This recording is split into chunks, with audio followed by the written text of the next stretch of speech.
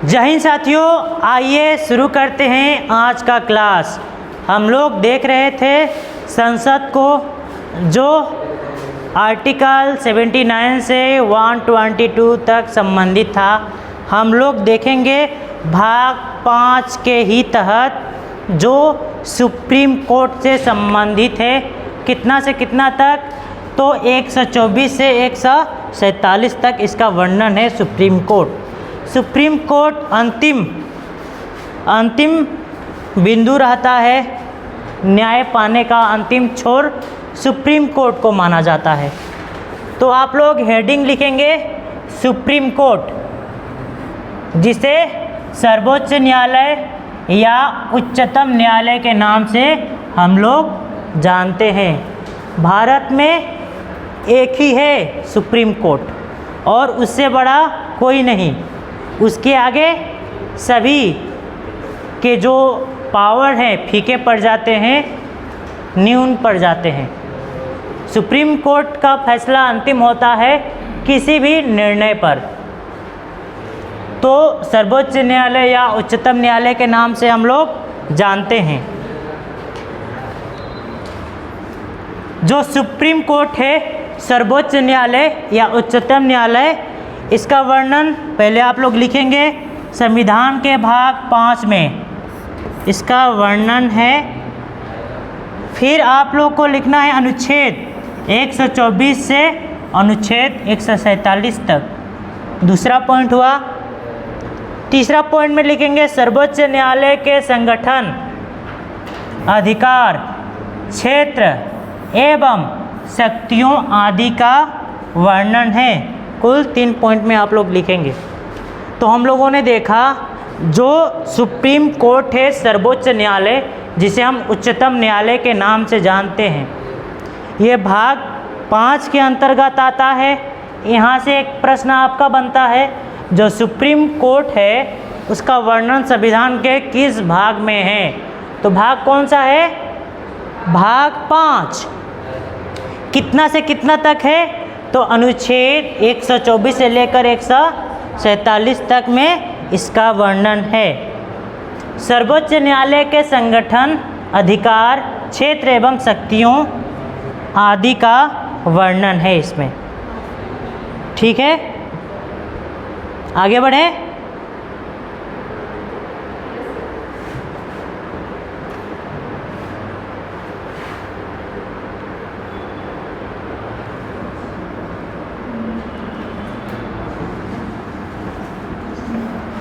आइए देखते हैं अनुच्छेद 124 में किस चीज़ का वर्णन है। अनुच्छेद 124 सर्वोच्च न्यायालय के गठन संबंधी प्रावधान का वर्णन है इसमें। यानी कि सर्वोच्च न्यायालय का गठन कैसे होगा, उसका प्रावधान अनुच्छेद 124 में इसका वर्णन है। इस अनुच्छेद के तहत भारतीय संविधान में कहा गया है कि भारत का एक सर्वोच्च न्यायालय होगा। भारत का एक सर्वोच्च न्यायालय होगा। किस अनुच्छेद में है? तो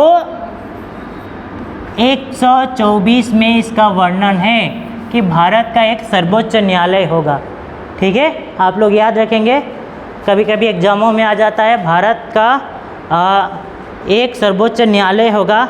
चाहे सुप्रीम कोर्ट का वर्णन किस अनुच्छेद में है? तो 124 में सुप्रीम कोर्ट के गठन से संबंधित। और इसी में कहा गया है कि एक सर्वोच्च न्यायालय होगा। किसका? तो भारत का। जैसे कि कहा जाता है राष्ट्रपति, भारत का एक राष्ट्रपति होगा। ठीक है, भारत का एक राष्ट्रपति होगा। अनुच्छेद कितना में था? 52 में था ना। भारत का एक राष्ट्रपति होगा। वैसे ही भारत का एक सर्वोच्च न्यायालय होगा, जो अनुच्छेद 124 में उसका वर्णन रहेगा। आगे क्या है?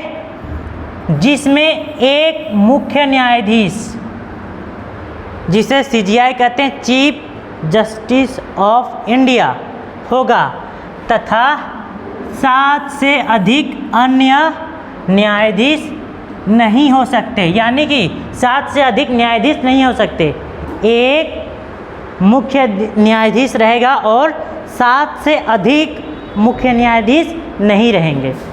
कहा गया है पर संसद को कानून द्वारा न्यायाधीशों की संख्या बढ़ाने का अधिकार है।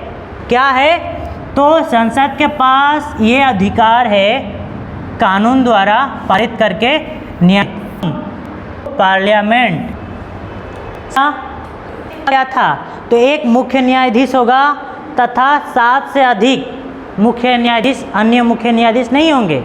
एक संसद को कानून द्वारा कानून लाकर न्यायाधीशों की संख्या बढ़ाने का अधिकार है। यहाँ तक कोई दिक्कत आप लोग को? यहाँ तक कोई दिक्कत? भारत का एक सर्वोच्च न्यायालय होगा, 124 में वर्णन है, याद रहेगा। इसमें ये कहा गया है कि एक मुख्य न्यायाधीश और 7 से अधिक अन्य न्यायाधीश नहीं होंगे, लेकिन संसद को ये अधिकार होगा कि वो कानून बनाकर मुख्य न्यायाधीशों की संख्या में इजाफा कर सकता है, वृद्धि कर सकता है। ठीक है, चलिए पॉइंट में डालेंगे आप लोग। मूल संविधान, मूल संविधान में कितने थे? ठीक है, तो बात की जाए मूल संविधान में,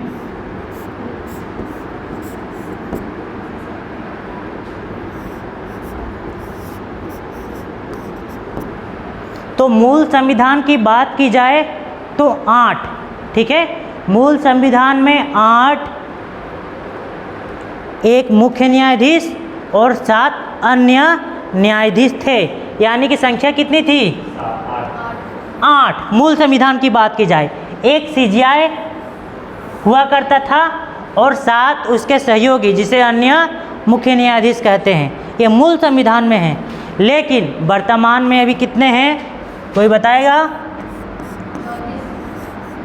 हाँ, वर्तमान में कितने हैं? वर्तमान में मुख्य न्यायाधीश और अन्य न्यायाधीश की संख्या कितनी है? 34। मैं सुना 24। ठीक है, सॉरी।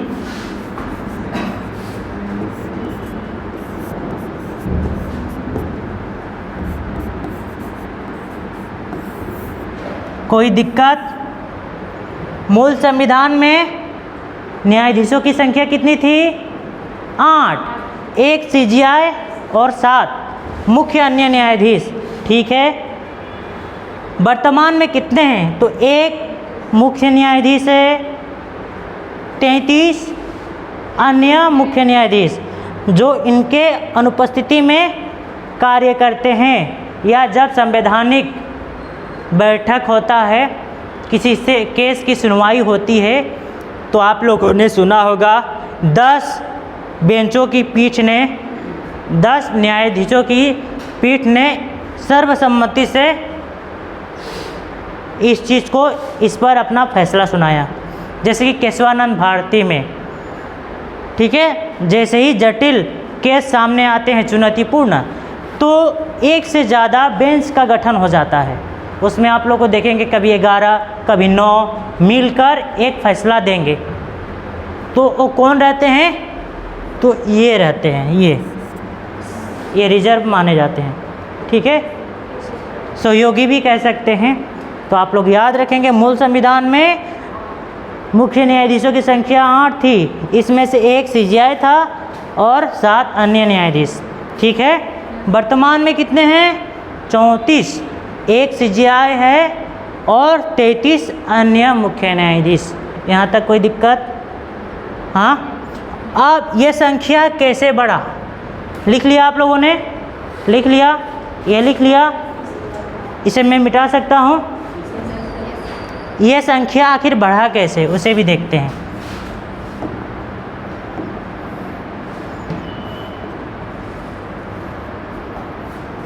लिखेंगे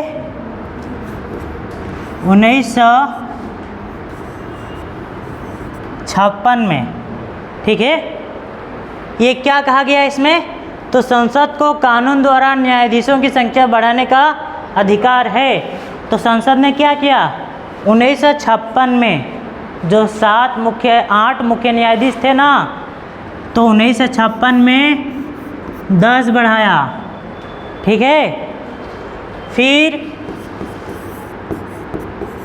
1960 में बढ़ाएगा आपका 13, ठीक है। 10 से फिर 13 मुख्य न्यायाधीशों की संख्या हो जाएगा। ये कौन कर रहा है? तो संसद, बिल आनकर। उसके बाद 1977 में होगा 17, 13 से पहले 10, 10 से 13 हुआ, 13 से 17 मुख्य न्यायाधीशों की संख्या बढ़ा। संसद कर रहा है, ठीक है। संसद एक बिल आनकर मुख्य न्यायाधीशों की संख्या बढ़ाने का शक्ति है ओनली संसद के पास, और यही किया। 56 में किया, 60 में किया, फिर 77 में किया, 17, ठीक है। इसके बाद 1985 में 17 से जाम किया और 25 कर दिया मुख्य न्यायाधीशों की संख्या, ठीक है। लिखते चलेंगे, नोट करते चलेंगे आप लोग। फिर 2019 में कर दिया कितना?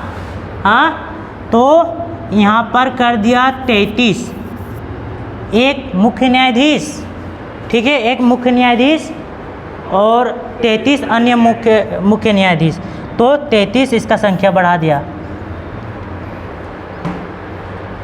33 या 34 भी लिख सकते हैं, ब्रैकेट में लिख लीजिएगा, ठीक है। 34 लिख लीजिएगा, क्योंकि एक चीफ जस्टिस ऑफ इंडिया भी है। तो ये संसद ने किया, और ये संपूर्ण शक्ति संसद के पास है। संसद कानून बनाकर, ठीक है, कानून बनाकर संख्या, जो न्यायाधीशों की संख्या, मुख्य न्यायाधीशों की संख्या सुप्रीम कोर्ट के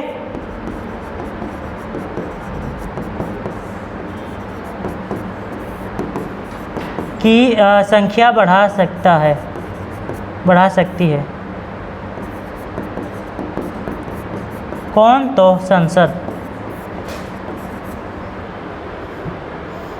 ठीक है। 1956 में 8 से 10 किया गया संसद की तरफ से। 1960 में 13 यह संख्या हुआ, यानी कि संसद बढ़ा रहा है। 77 में तो 17 होगा। 85 में क्या किया? तो 25 कर दिया, और 2019 में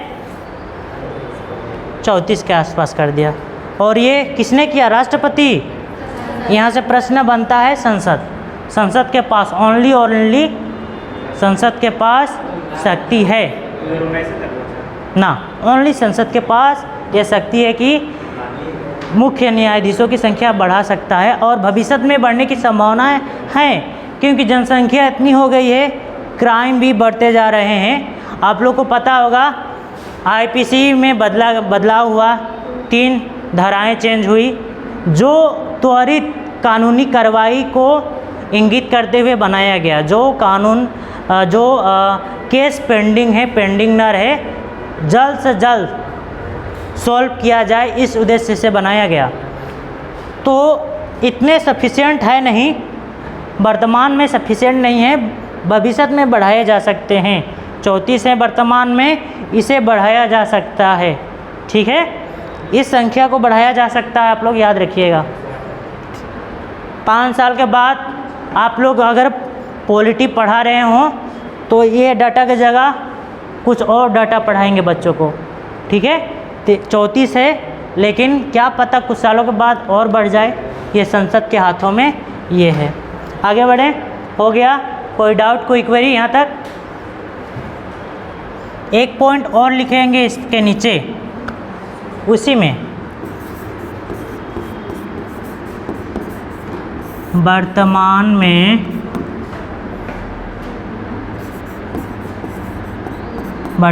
में सर्वोच्च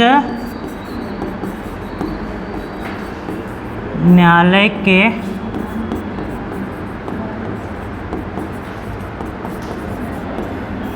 न्यायाधीश कौन है?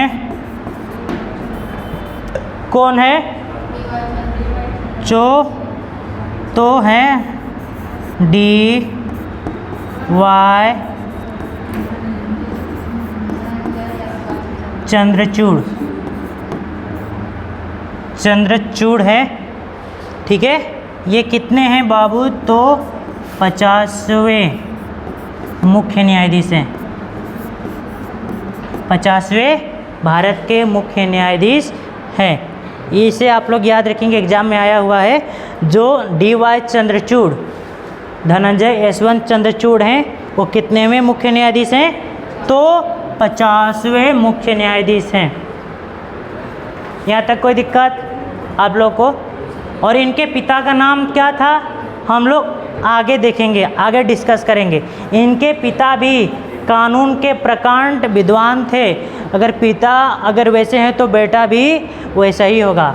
माता पिता जैसे होते हैं तो बच्चों के अंदर भी वही संस्कार प्रवेश कर जाता है, ठीक है। तो अगर कोई माता पिता, ठीक है, भोजपुरी गाना सुनते हैं तो लड़के भी वैसे ही होते हैं। गाना उन लोग को मुंह में आ जाता है, गाली गलौज करना शुरू कर देते हैं और बाद में माता पिता ही मारते पीटते हैं कि बदमाश हो गया है। लेकिन माता पिता के अंदर ही वो कमियां रहती है जो बच्चे एक्सेप्ट कर लेता है। बच्चों के अंदर जो देखता है उसी को श्रवण करता है, ठीक है। शास्त्रों में कहा गया है, ठीक है, मेरा बात आप लोग याद रखिएगा। आप लोग भी विवाह होगा आप लोग का भी, और आप लोग का भी सुंदर हेल्दी बेबी होंगे। तो एक चीज़ याद रखिएगा, डोंट माइंड, शास्त्रों में ये कहा गया है कि जब जो महिला हैं, स्त्री हैं, जब प्रसव वेदना में रहती हैं यानी कि गर्भवती रहती हैं, उस समय उसे ब्रह्मचर्य का पालन करना चाहिए। यानी कि उस समय उसे ऐसे चीज़ों से बचकर रहना चाहिए जो उसके बेबी के चरित्र का निर्माण करे। यानी कि जो माता जो सोचेगी उसी का जो सोच होगा उसके बेबी के अंदर जाकर निर्माण होगा। झूठ सास से तो बचकर रहना चाहिए, छल कपट, यहाँ तक बहुत सी औरतें शेखर भी खाती है, गुटखा भी खाती है, ऐसे चीज़ों से भी बचकर रहना चाहिए। यानी कि कुल मिलाकर ब्रह्मचर्य का पालन, शुद्ध जीवन जीना चाहिए 9 महीना तक। अगर ये बहुत ही क्रिटिकल समय होता है, ये करने के बाद होता है तो बेबी जो पैदा होता है आता है तो बेशक एक अच्छा इंसान बनेगा, क्योंकि माता पिता मम्मी जो खाती है तो उसके अंदर वो भी जाता है, जो सोचती है उसके अंदर भी वो चीज़ों का विकास होता है। तो अच्छा, अगर आप लोग को बच्चे चाहिए तो इन चीज़ों को आप लोग ध्यान रखिएगा, ठीक है। ब्रह्मचर्य का पालन करना चाहिए। मैंने क्या कहा गया बुद्ध धर्म में? सम्यक दृष्टि, सम्यक आचरण, इन चीज़ों का पालन करना चाहिए, तभी आपको विद्वान अच्छे पुत्र की प्राप्ति होगी। समझ में आया बच्चों आप लोग को? हाँ, आगे बढ़े।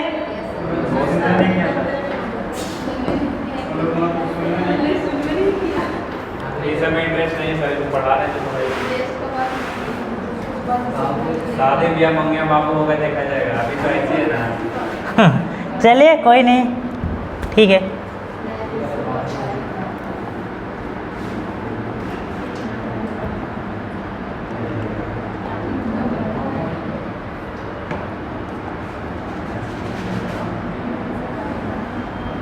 अगला है, देखिए, न्यायाधीशों का कार्यकाल।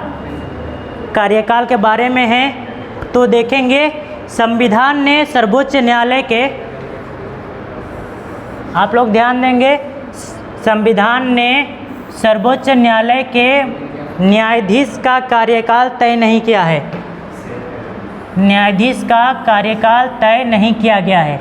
जैसे कि राष्ट्रपति का 5 वर्ष तक होता है, उपराष्ट्रपति का 5 वर्ष तक होता है, और प्रधानमंत्री का अगर बहुमत लोकसभा में है तो वो भी 5 वर्ष का टेनओवर पूरा करता है। लेकिन सर्वोच्च न्यायालय का न्यायाधीशों का समय सीमा संविधान में वर्णन नहीं है। क्या है, किन प्रक्रियाओं से गुजरना पड़ता है, तो संविधान ने सर्वोच्च न्यायालय के न्यायाधीश का कार्यकाल तय नहीं किया है। हालांकि इस संबंध में निम्नलिखित 3 प्रावधान किए गए हैं। कौन कौन से प्रावधान हैं जिसे पूरा करने के बाद न्यायाधीश क्या करता है? तो न्यायाधीश अपने पद से हट जाता है, यानी कि अपना एक प्रकार से कहिए कि अपना कार्यकाल पूरा कर लेता है। अगला है वह 65 वर्ष की आयु तक, यही इम्पोर्टेंट है, आप लोग याद रखिएगा। 65 वह 65 वर्ष की आयु तक पदासीन रह सकता है। और ये चीज़ें आप लोग याद रखिएगा, 50 में बने तब या 55 में बने तब, 60 में बने तब या 62 में बने तब, यानी कि 65 वर्ष तक ही उस पद पर रह सकता है। कौन? तो न्यायाधीश, सुप्रीम कोर्ट के न्यायाधीश। जैसे ही 65 इयर्स ओल्ड वो प्राप्त कर लेगा, टेक ओवर कर लेगा, वैसे ही उसे अपने पद से हटना पड़ेगा। कार्यकाल का जिक्र नहीं है, 65 वर्ष की उम्र तक वो अपने पद पर रहता है। उसके मामले में किसी प्रश्न के उठने पर संसद द्वारा स्थापित संस्था इसका निर्धारण करेगी। शुरुआत में ही कहा, जो मुख्य न्यायाधीशों की संख्या बढ़ाने की बात की जाए तो संसद के पास है। कोई उससे संबंधित यानी कि उसके कार्यकाल से संबंधित कोई प्रश्न उठता है, विवाद उठता है, तो संसद द्वारा एक समिति रहती है जो इन चीज़ों को देखती है, तो वो भी तय करेगी कि इसके कार्यकाल कैसे किए जाएंगे। और ऐसे ही इसीलिए 65 वर्ष निर्धारित कर दिया गया, क्योंकि 65 वर्ष तक कोई भी आदमी इसके बाद कार्य में करने में उसका शरीर भी साथ नहीं दे पाता है। ठीक है, अनेक दिक्कतों का सामना करना पड़ता है, तो 65 वर्ष ही कर दिया गया। इसके बाद उसे रिटायर माना जाएगा। तो ये निर्धारण करेगी कोई भी विवाद उत्पन्न होगा तो। दूसरा क्या है? दूसरा शर्त, वह राष्ट्रपति को लिखित त्यागपत्र देकर पद त्याग सकता है। यानी कि जब उसका कार्य अगर चलता हो या अपने कार्य के दौरान या उसका कार्य खत्म होने वाला हो, तो राष्ट्रपति को लिखित त्यागपत्र देगा। लिखित त्यागपत्र देकर अपने पद से हट सकता है। कौन? तो मुख्य न्यायाधीश। ये दूसरा शर्त है।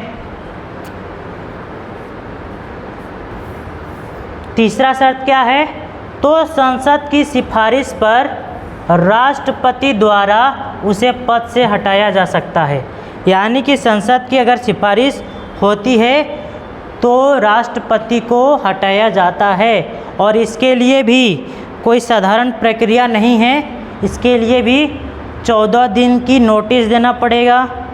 ठीक है, 2/3 बहुमत से पारित करना पड़ेगा इसके लिए, और तभी राष्ट्रपति को हटाया जा सकता है, ऐसे नहीं हटाया जा सकता। और अभी तक एक ही व्यक्ति पर लगा, लेकिन पूरी तरह से सफल नहीं हो पाया। और उस समय के जो राजीव गांधी की सरकार थी, उस प्रस्ताव को ले लिया, क्योंकि माना जाता था जो मुख्य न्यायाधीश थे उसी विचारधारा से संबंधित थे, और उस समय की सरकार ने बचा लिया। तो दूसरा शर्त ये है कि राष्ट्रपति को लिखित त्यागपत्र देकर पद त्याग सकता है। कौन? तो राष्ट्रपति, और संसद की सिफारिश पर राष्ट्रपति द्वारा उसे पद से हटाया जा सकता है। और पहला क्या था? तो 65 वर्ष की आयु तक ही अपने पद पर रह सकता है। इसका कार्यकाल निर्धारित नहीं किया गया है। बाकी का तो 5 वर्ष है। राष्ट्रपति, उपराष्ट्रपति और प्रधानमंत्री अगर लोकसभा में बहुमत रखता है तो उसे भी 5 वर्ष का मौका मिलता है। ठीक है, लेकिन जो मुख्य न्यायाधीश होते हैं सुप्रीम कोर्ट के, उन लोग के पास समय सीमा के निर्धारण नहीं है, बशर्ते अगर वो 65 वर्ष के हो जाएं तो अपने पद से हटेंगे। मान लीजिए उनका कार्यकाल ख़त्म हो गया। समझ में आया? ठीक है, कार्यकाल की बात की जाए, कार्यकाल में रहेगा तो आप लोग को स्पष्ट रूप से ये ध्यान रखना है कि इसका कोई कार्यकाल नहीं है। 65 वर्ष की आयु तक रह सकता है अपने पद पर, या तो अपने राष्ट्रपति को लिखित त्यागपत्र दे सकता है, या संसद की सिफारिश पर राष्ट्रपति पर कार्रवाई करके उसे हटाया जा सकता है। लेकिन बहुत ही जटिल प्रक्रिया, आसान नहीं है हटाना। आगे बढ़ें। चलिए,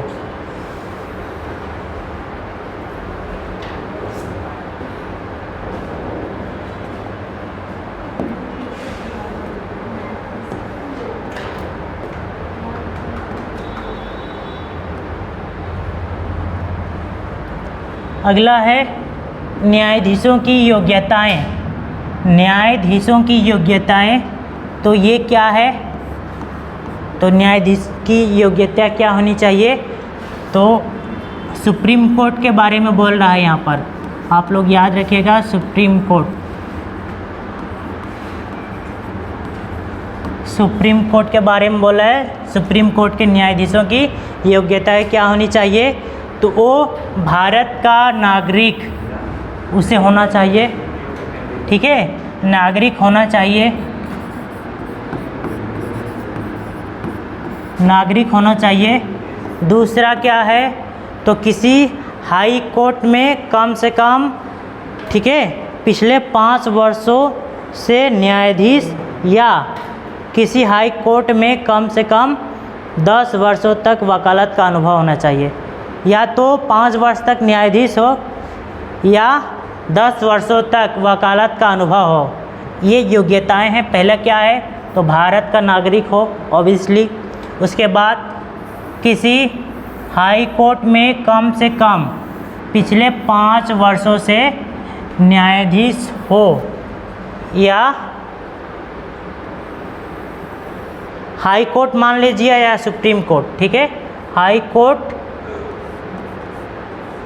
एससी और एससी दोनों दे दीजिएगा, ठीक है, इसके जगह पर इसे काट दीजिएगा।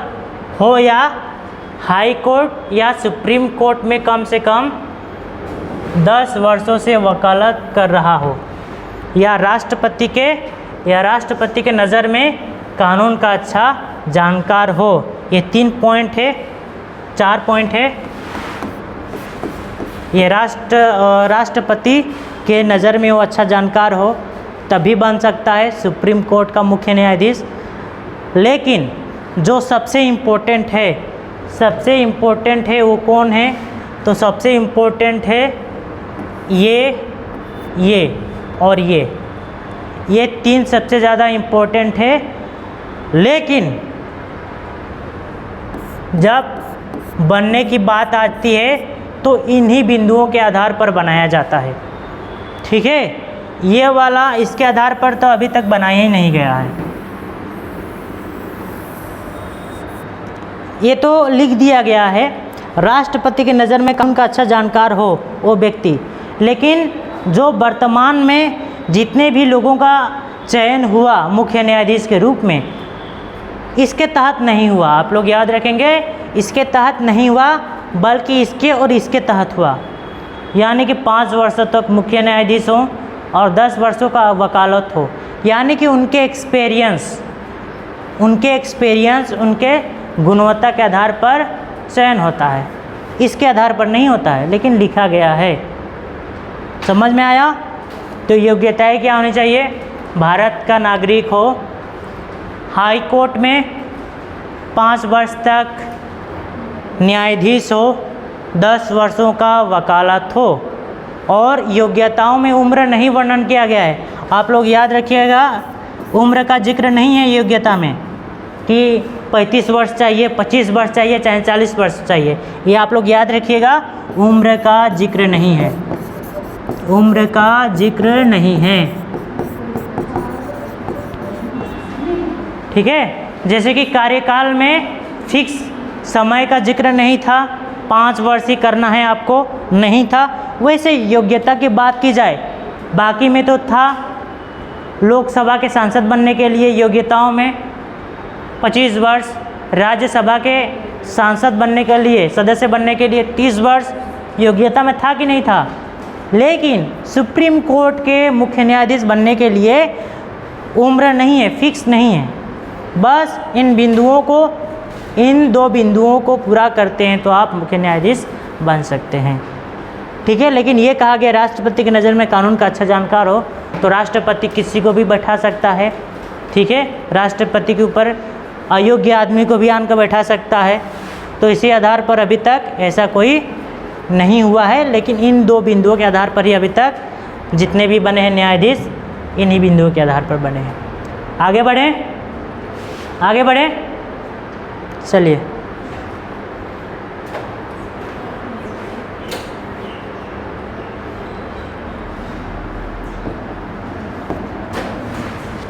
न्यायाधीशों की नियुक्ति, अगला पॉइंट को देखते हैं। जो न्यायाधीशों की नियुक्ति होती है राष्ट्रपति के द्वारा की जाती है। जो मुख्य न्यायाधीशों की नियुक्ति किसके द्वारा की जाती है?